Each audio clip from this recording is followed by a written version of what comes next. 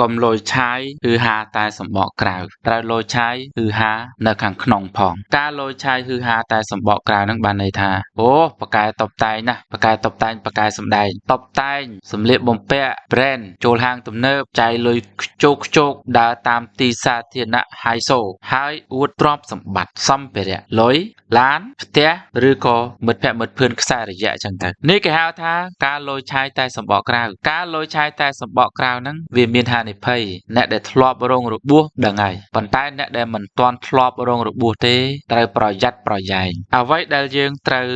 លយឆាយត្រូវសង្ហាគឺធាតុខាងក្នុងឯណោះត្រូវលយឆាយនេះសមត្ថភាពត្រូវខិតខំប្រឹងប្រែងមានសមត្ថភាពខ្លាំ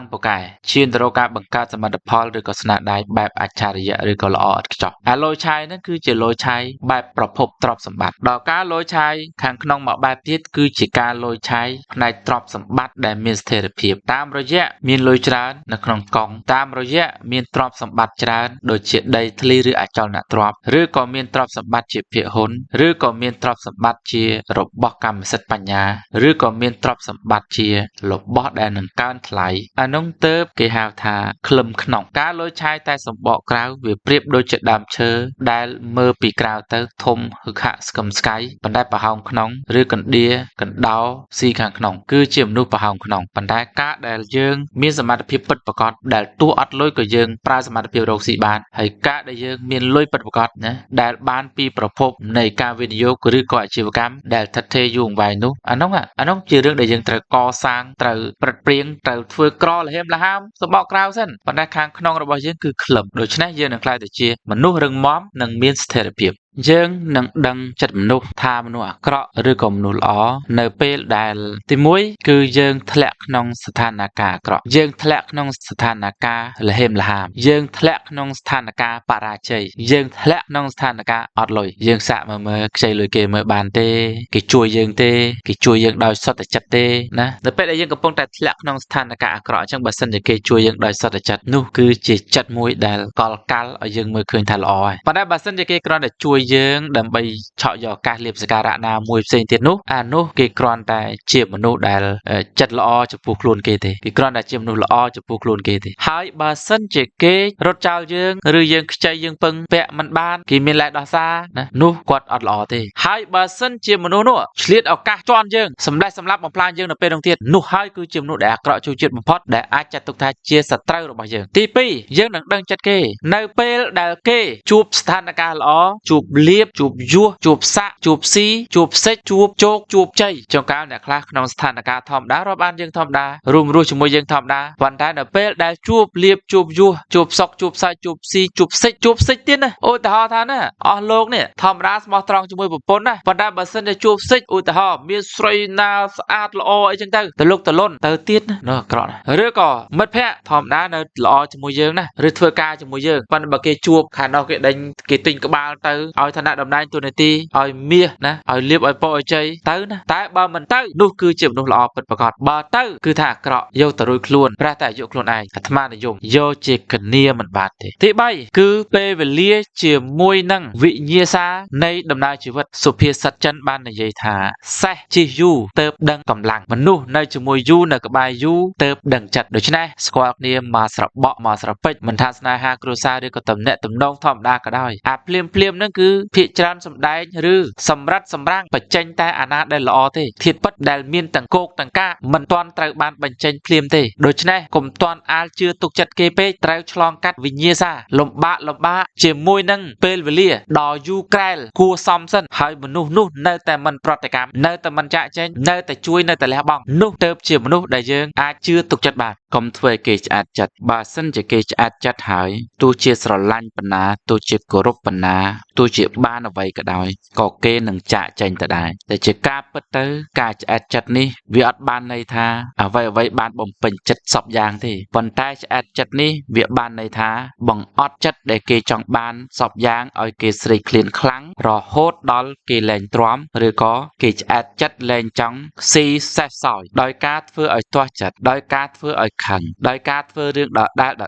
ដោយការធ្វើឌឺដងដោយការធ្វើជុលដោយការធ្វើសពជា ជាតិសពជើដែលយើងសរុបទៅគឺជាការធ្វើដែលមិនផ្គប់ចិត្តមិនតម្រូវតាមចិត្តតែវាបែរទៅជាទាស់ចិត្តខុសពីបំណងឬខកចិត្តទៅវិញបានន័យថាចិត្តអត់ទទួលបានអ្វីដែលជាចំណីរបស់ចិត្តអញ្ចឹងចិត្តលែងស្រេកឃ្លានហើយចិត្តឆ្អែតហើយចិត្តទៅរកកន្លែងថ្មីកន្លែងផ្សេងដែលបានចំណីចិត្តយកមកស៊ីយកមកសោយដើម្បីឲ្យចិត្តមានកម្លាំងកំហែងម្យ៉ាងវិញទៀតនោះការដែលឆ្អែតចិត្តនេះវាបានន័យថាឈឺចាប់កាលណាបើសិនជាបុគ្គលណាធ្វើឲ្យបុគ្គលណាម្នាក់ទៀតឈឺចាប់ដដែលបុគ្គលដែលត្រូវបានគេធ្វើឲ្យឈឺចាប់នោះគាត់ឆ្អែតចិត្តនៅពេលដែលឆ្អែតចិត្តខឹងសម្បាទុះសារាយប្រតិកម្មឆ្លើយតបឬក៏ត្រូវបានចាក់ចេញចោលស្ងាត់ឈឹងស្ងាត់ជ្រាបក៏មានដែរដូច្នេះកុំធ្វើឲ្យគេឆ្អែតចិត្តត្រូវធ្វើឲ្យគេបានស្កប់ស្កល់ចិត្តឬក៏ពេញចិត្តអ្នកខ្លះមានចរិតឆ្លើយ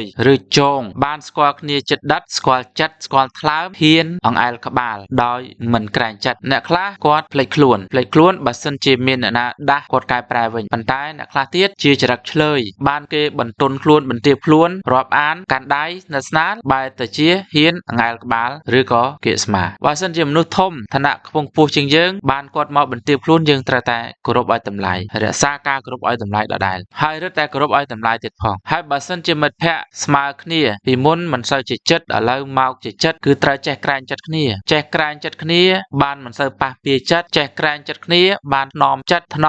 គឺថ្នមសម្ដីមិនហ៊ាននិយាយគ្រុតក្រៀកខ្លាំងទេថ្នមសម្ដីថ្នមកាយវិការមិនហ៊ានធ្វើអ្វីដែលមានការប៉ះពាល់បាត់បង់តម្លៃឬការគោរពទេចេះក្រែងចិត្តគ្នាគឺធ្វើអ្វីមួយគិតអំពីផលប៉ះពាល់ជាពិសេសប៉ះពាល់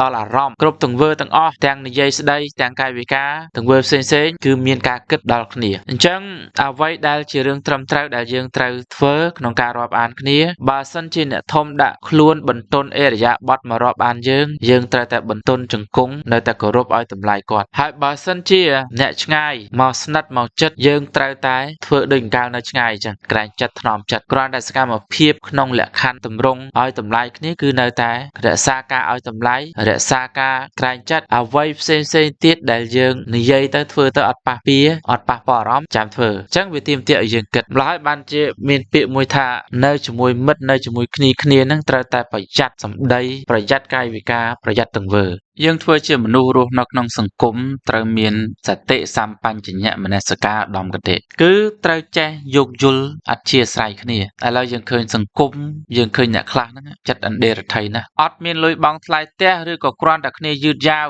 ដេញគ្នាចេញចាក់សោបោះឲ្យវ៉ាន់ចេញពិចារណាអំពីចិត្តដ៏ខូខើនឹងមើលណាទេបើសិនជាថាមនុស្សហ្នឹងវាខូចអាក្រក់អត់អីទេប៉ុន្តែគ្នាវាពិតជាមានភាពចាំបាច់ចឹងមែនហើយក៏ដាច់អហង្ការអាហ្នឹងងាប់ទៅអត់មានពីណាមកជួយសែងខ្មោចទេណាមានអ្នកខ្លះទៀតគ្រូពេទ្យមួយចំនួនលុយអត់គ្រប់អត់តន់យកអ្នកជំងឺចូលទៅពិនិត្យចាំលុយគ្រប់សិនឬក៏យកចិត្តទុកដាក់ចំពោះតអ្នកមានលុយអ្នកអត់លុយតាមដំណើរយថាកម្មខ្លះណាខ្លះយើងឃើញមករយៈនេះប៉ុន្មានឆ្នាំចុងក្រោយនេះមានគ្រូពេទ្យចិត្តល្អច្រើនទៅហើយប៉ុន្តែក៏នៅតែមានខ្លះដែលមិនបានយកចិត្តទុកដាក់និងមានមโนសញ្ចេតនាជាធំគេថាទៀងវាអត់ឈ្នះទាល់បើយើងមើងម៉ាត់ម៉ត់ចត់ទៅមើងម៉ាត់ម៉ត់ចត់ជាមួយអ្នកដែលខូចខលអានឹងល្អប៉ុន្តែដល់ពេលអ្នកខូចខលយើងធ្វើអីមិនកើតយើងមិនយោគយល់អ្នកដែលគ្នាពិតជាអត់ពិតជាខ្សត់ពិតជាក្រពិតប្រកបមែនសូម្បីតែឡានបើកតាមផ្លូវនេះគ្នាបញ្ញាប់គ្នាបន្ទាន់គ្រោះថ្នាក់ចរាចរណ៍ណាហើយពេទ្យឡានសរ៉ែនទៀតអត់ចេញដេរថៃអ្នកខ្លះទៀតសុកចិត្តបុកគ្នាណាអ្នកខ្លះបុកបំពេញលើគេហើយថែមទាំងចេញចរិតសត្វដេរឆានមកទៀតអាខុសហើយហ្នឹងមកជេរគេអាបំពេញគេអាបុកគេហ្នឹងបុកដោយខុសហើយហ្នឹងគឺមកចងេងចងាងទៀតអានោះវាអង្គម៉ែវាមានប្រមាណតោនឆ្លើយរបៀបហ្នឹងណាមិនគួរកើតមានអញ្ចឹងទេបើសិនជានៅក្នុងសង្គមមួយវាអត់មានការយោគយល់អធ្យាស្រ័យសន្តោសប្រណីដោយការយល់ដឹងត្រឹមត្រូវទេនោះហើយបង្កនៅអសន្តិសុខចំនួនឬក៏ពេលខ្លះវាឈានទៅដល់ការគុំគួនមិនមែនថាឲ្យយោគយល់ដោយគ្មានការយល់ដឹងទេយោគយល់ទៅឃើញថាវាអត់មានពិតប្រាកដគ្នាខ្សត់ក្រពិតប្រាកដយោគយល់ទៅយើងមានសតិស្មារតីបញ្ញាបច្ចេកទេសជំនាញក្នុងការត្រួតពិនិត្យថាបុគ្គលម្នាក់ហ្នឹងធ្វើពុតឬក៏ចាក់ស្ដែងតា